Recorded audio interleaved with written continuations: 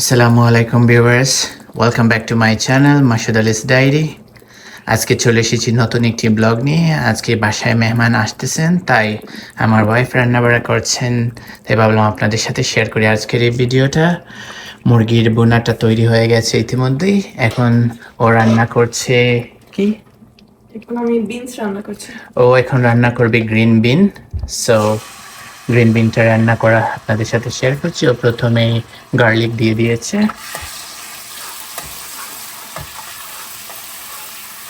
আজকে আর প্ল্যান কি আজকে কি রান্না করবা? এখানে হচ্ছে ভেন্ডি রান্না করব। ভিন্ডি রান্না করবা?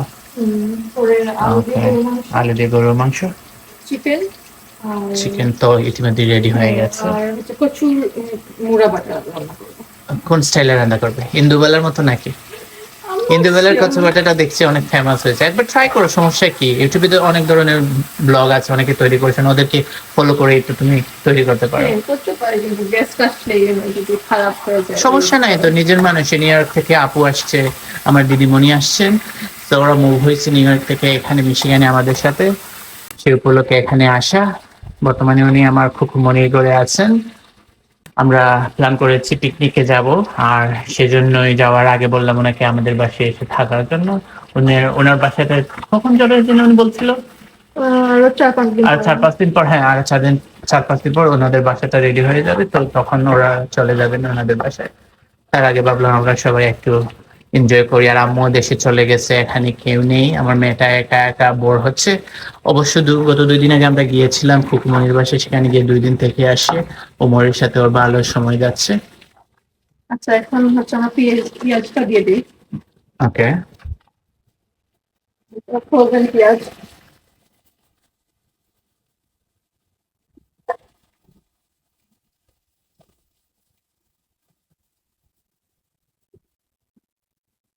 লবণ হলো। পেঁয়াজটা কিছু ভাজা হয়ে গেছে, এরপর ও এখন এড করে নিচ্ছে হলুদ গুঁড়ো পরিমাণ মতো, মরিচ। তারপর মরিচের গুঁড়ো,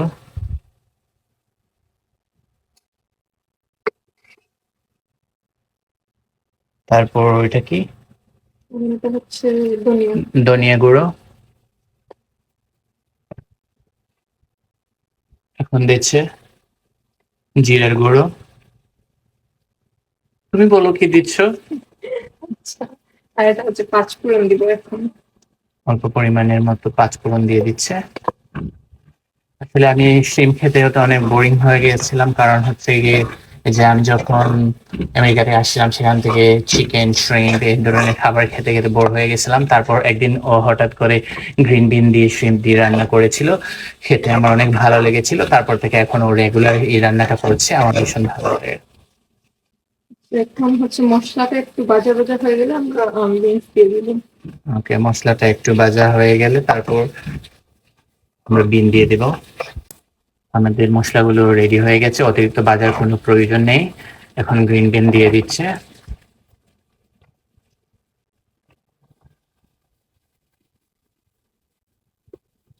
গ্রিন বিনটা দেওয়ার পর একটু ভালো করে নেড়ে দিচ্ছে। তারপর তারপর কি করবো? পানি দিয়ে ডেকে রেখে দিব। অল্প পরিমাণে পানি দিয়ে ঢেকে রেখে দেবে ভাপ হওয়ার জন্য। পানি দিয়ে এখানে 1/2 কাপের মতো পানি আছে, এটা দিয়ে দিব।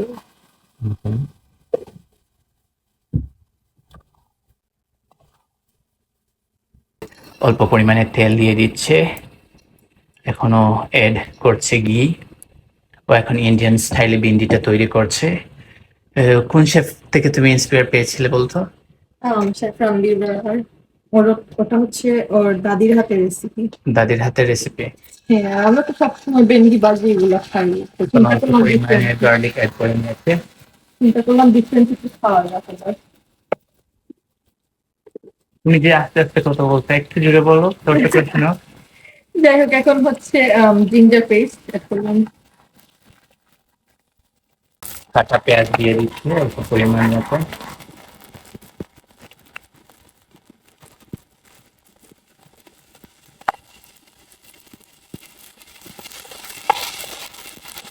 একটু মশলা একটু কমিয়ে দিব। ভেজিটেবল জাতীয় খাবারের মশলা কম দিলেই ভালো, আর স্বাদটা ভালো আসে। আর সবসময় এক সময় রান্না ভালো লাগে না, তাই চিন্তা করলাম যে একটু ডিফারেন্ট রেসিপি হলে ভালো হয়। Let's see কিরকম হয়। আমাদের গ্রিন বিন গুলো এখনো সিদ্ধ হচ্ছে, সিদ্ধ হচ্ছে। আর একটু টাইম লাগবে আমার মনে হয়। হ্যাঁ। অনেকে আবার যখন পেঁয়াজগুলো বা মশলাগুলো ফ্রাই করে তখন ওরা শ্রিম্পগুলো দিয়ে দেয়, সেক্ষেত্রে অতিরিক্ত সময় যদি আমরা শ্রিম্পগুলোকে সেদ্ধ করতে থাকি তাহলে প্লাস্টিকের মতো খাবারের স্বাদটা চলে আসে। তাই বেশিরভাগ সময় আপনারা চেষ্টা করবেন শ্রিম্পগুলোকে 8 থেকে 10 মিনিটের মতো রান্না করতে, তাতে আপনারা ওর শ্রিম্পের স্বাদটা ভালো পাবেন। আচ্ছা, এখানে আমি এখন টমেটো পেস্ট দিয়ে দিচ্ছি। টমেটো পেস্ট টমেটো পেস্ট দিয়ে দিচ্ছি, মরিচ গুঁড়া হালকা, খুব বেশি জাল দিব না, একটু জাল হবে। হ্যাঁ, আমার বাগনা আবার কিন্তু ঝাল একদম পছন্দ হবে না, তো সেদিকে খেয়াল রেখো, খারাপ ওরাও এসে থাকবে কিন্তু। এখন হলুদ দিয়ে দিচ্ছি হালকা করে, আবার ধনিয়া আর জিরা সবকিছু একটু হালকা, বেশি মশলা যাবে না, খুব হালকা হালকা মশলা যাবে।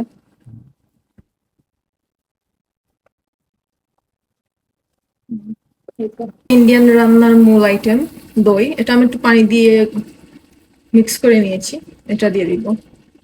Plane yogurt, right? Okay. Indian সব রান্না প্লেন ইয়োগার্ট ছাড়া দেখি রাঁধে না, I don't know why that. দেখা যাক কি হয়। আচ্ছা, এখানে হচ্ছে আমি ঢেঁড়স গুলা ফ্রাই করে নিয়েছি আগে, যাতে একটু আটালো কম লাগে। ওখানে শেফ এরকম দেখাইছিল তো।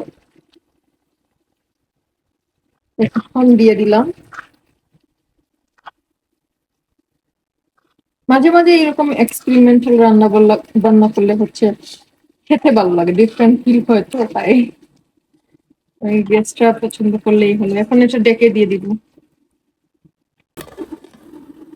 কাটা পেঁয়াজ সামান্য, আর এই দিলাম 4-5টা তেজপাতা, আর স্বাদ মতো লবণ, আর তেল।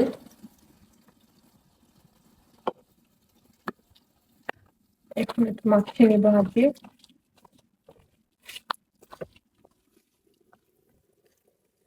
গ্যাসটা চালিয়ে দিলাম, এটা হোক।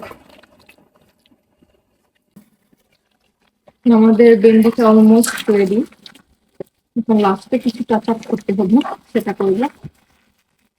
ভিন্ডিটার কালারটা দেখতে অনেকটা সুন্দর হয়েছে, দেখতে একটু বাটারি বাটারি মনে হচ্ছে। হ্যাঁ, এখন একটু চিনি দিয়ে দিব, অল্প পরিমাণের চিনি। আর সাথে দিব একটা ইন্টারেস্টিং জিনিস, সেটা হচ্ছে কাসুরি মেথি। কাসুরি মেথি সবসময় হাত দিয়ে এরকম ডলা দিয়ে দিতে হয়, যাতে ফ্লেভারটা ভালো আসে। এই যে গুঁড়া হয়ে গেল, এখন দিয়ে দিলাম।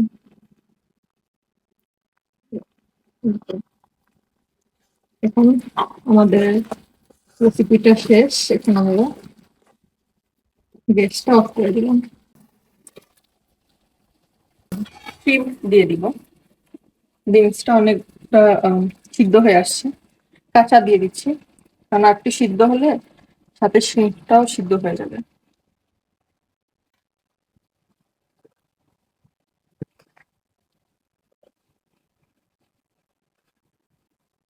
আর চিংড়ি দিব না, আমার কাছে কি মনে হচ্ছে। অল্প পরিমাণ দিতে পারো।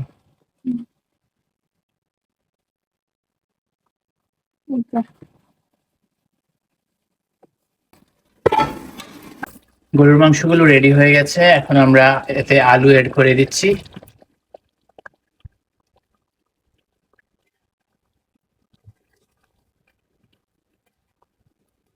তুমি একটু ঝুল দিয়ে ঝুল ঝুল খাবে? একটু দিতে পারো, ওটা একটু শুকনো আবার আমার ভালো লাগে না। আমারও না, তাই দিলাম। আচ্ছা, এখন আলু সিদ্ধ হোক, দেখে রেখে দিব। এই রান্নাগুলো আসলে স্পেশাল কিছু না, সবাই তো পারেন। ভিউয়ার্স, আপনারা দেখতে পাচ্ছেন আমাদের শ্রিম্প রান্না শেষ হয়ে গেছে গ্রিন বিন দিয়ে। আশা করব আপনারা একবার হলেও বাসায় ট্রাই করবেন, আপনাদের ভালো লাগবে। ভিউয়ার্স, আপনারা দেখতে পাচ্ছেন আমাদের গরুর মাংস রান্না শেষ হয়ে গেছে। এখন আমি ইন্দুবালা বাতের হোটেলের স্টাইলে কচু বাটা করব। কচু আমরা অলরেডি ব্লেন্ড করে ফেলছি, তাই এখানে শুধু পোস্ত দানা বাটা আর কালো সরিষার দানা দিয়ে দিচ্ছি, এবার একটু লাগবে।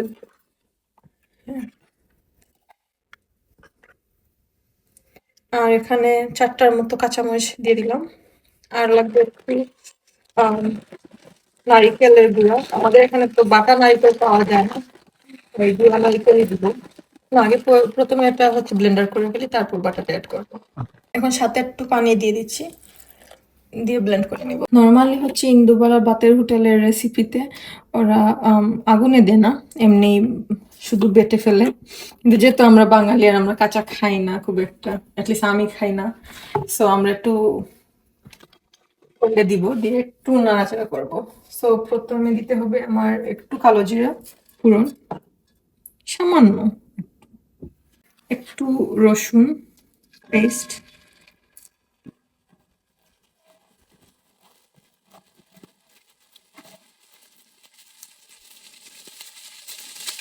এখন আমার বেটে রাখা জিনিসগুলা দিয়ে দিব।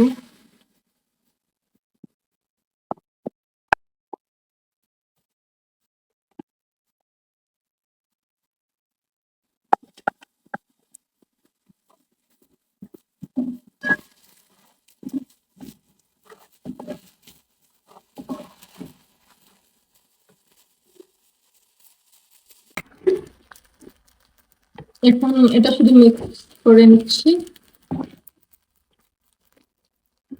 টেস্ট করে দেখি লবণ হলো কিনা। হুম, এখানে একটু লবণ লাগবে। সর্ষের যে জাজটা ফ্লেভারটা আসছে জিভে পড়ে অনেক বেশি স্বাদ লাগছে। লবণ, আর আগুনটা বন্ধ করে দিলাম কারণ এত এটা কিন্তু আবার অতিরিক্ত বাজে যাবে না, রাইট? আর কিছু এটা একটু দিব। দিতে পারো উপরে, একটু কাঁচা ফ্লেভারটা দিয়ে আরো বেশি ভালো লাগবে। আমারই অনেক ভালো লাগতেছে। উপরে একটু সরিষার তেল দিলাম, মিক্স করে নিলাম। এই তো আমাদের হয়ে গেল ইন্দুবালার বাপের হোটেলের কচু মাখা, কিন্তু আমার উপায়ে একটু মডিফাই ভার্সন। দেখতে পাচ্ছেন আমাদের ইন্দুবালার সেই কচু বাটাটা রেডি হয়ে গেছে। আমি টেস্ট করে দেখেছিলাম, আসলে অনেক বেশি ভালো লাগছে। আপনারাও বাসায় একবার হলে ট্রাই করবেন, আমি রিকমেন্ড করছি। কারণ আসলে সেটার পেছনে একটা কারণ আছে যে এটা এত বেশি ফেমাস কেন। আর আমার ওয়াইফের হাতের টাচে আসলে আমার আরও বেশি ভালো লাগছে। থ্যাংক ইউ সো মাচ তোমাকে, আমাকে ডিফারেন্ট একটা ফুড তৈরি করে খাওয়ানোর জন্য। রান্না শেষে চলে এসেছি একটা ডিআইওয়াই প্রজেক্ট নিয়ে। আপনারা দেখতে পাচ্ছেন আমার হাতে একগুচ্ছ ফুল, সাদা ফুল। এগুলোকে আমি একটু এলোমেলো করে সেট আপ করে নিচ্ছি। আমি কেটে নিচ্ছি না, কারণ এগুলোকে কেটে ফেলে রিউজ করতে একটু অসুবিধা হয়। সেজন্য আমি রিউজ করার জন্য এগুলোকে এভাবে এলোমেলো করে ওই রিতটার সাথে অ্যাটাচ করে নেব। আমি ডিআইওয়াই করার জন্য আমি আইকিয়া থেকে এই 2টা গ্রিন কালারের রিত নিয়ে এসেছিলাম। এগুলো আসলে একটা হলে অনেক বেশি পাতলা হয়ে যায়, তাই আমি 2টাকে একসাথে অ্যাটাচ করে নিচ্ছি। এই ধরনের ফ্রন্ট ডোর রিতগুলো কিন্তু অনেক কম দামেও পাওয়া যায়, কিন্তু আমি আইকিয়াতে গিয়েছিলাম লাস্ট টাইম আর সেলে পেয়েছিলাম, সেজন্য নিয়ে এসেছি যাতে করে নিজের পছন্দের মতো একটা ফ্রন্ট ডোর রিত তৈরি করতে পারি। আর এই দেখুন, আপনি এইভাবে সেট আপ করে নিলে খুব ইজিলি একটা ফ্রন্ট ডোর রিত তৈরি হয়ে যায়। আর আমিও চেষ্টা করেছি আমার মনের মতো করে একটু কালার কম্বিনেশনটা আমার অন্যান্য ডেকোরেশনের সাথে ম্যাচ রেখেই চেষ্টা করেছি তৈরি করার জন্য। আশা করি আমাদের এই সিম্পল ডেকোরেশনটা আপনাদের পছন্দ হয়েছে। ভালো লেগে থাকলে চ্যানেলটা সাবস্ক্রাইব করে ফেলুন। নতুন ব্লগ নিয়ে আসার আগ পর্যন্ত আল্লাহ হাফেজ।